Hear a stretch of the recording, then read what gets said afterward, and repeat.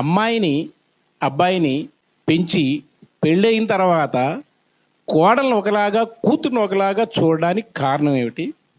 ఆ డిఫరెన్సియేషన్ లేకుండా ఉండాలంటే మీరిచ్చే సలహాలు ఏమిటి? ఓసారి రామాయణం చదవమని చెప్తాను. ఎందుకు అంటే దశరథుడు సీతాదేవికి నారచీరలు ఇస్తే రాముడికి ఇచ్చినందుకు ఏమనలేదు, ప్రాణం కూడా వదిలేశాడు రాముడు దూరం అయితే. కానీ సీతకి నారచీరలు ఇచ్చి కట్టుకోమనంగానే కైకేయిని పాపిష్టిదాన, కులపాంసని, రాక్షసి అని తిట్టాడు.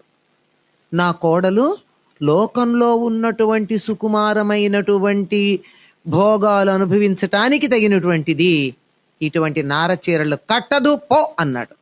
అంతటి ముద్దుగా కోడల్ని చూసుకున్నాడు గనక రావణుడు తీసుకెడుతూ ఉన్నప్పుడు సీత ఏమన్నది, నేను దశరథుడి కోడల్ని, జనకుడి కూతుర్ని, రాముడి భార్యని, సీతని అని చెప్పింది. మనమేం చెప్తాం?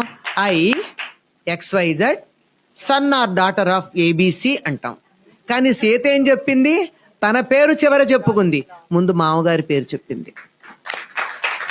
అలా ఎందుకు చెప్పగలిగింది అంటే ఆయనంత ముద్దుగా చూసుకున్నాడు.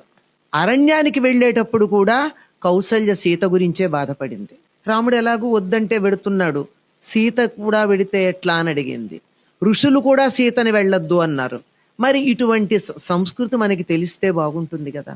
తర్వాత అనసూయ కొన్ని ధర్మాలు చెబితే, సతీ ధర్మాలు చిన్నప్పుడు మా అమ్మ చెప్పింది అన్నీ విని చిన్నప్పుడు మా అమ్మ చెప్పింది, మా అత్తగారు ఆచరిస్తుంటే చూశాను అంది. అత్తగారి మర్యాద నిలబెట్టిందా లేదా? అత్తగారి మర్యాద కోడలు నిలబెట్టింది, కోడలి ముద్దు ముచ్చట్లు అత్తగారు నిలబెట్టారు. ఇదండి ఉండాల్సింది. ఇది పరస్పరం.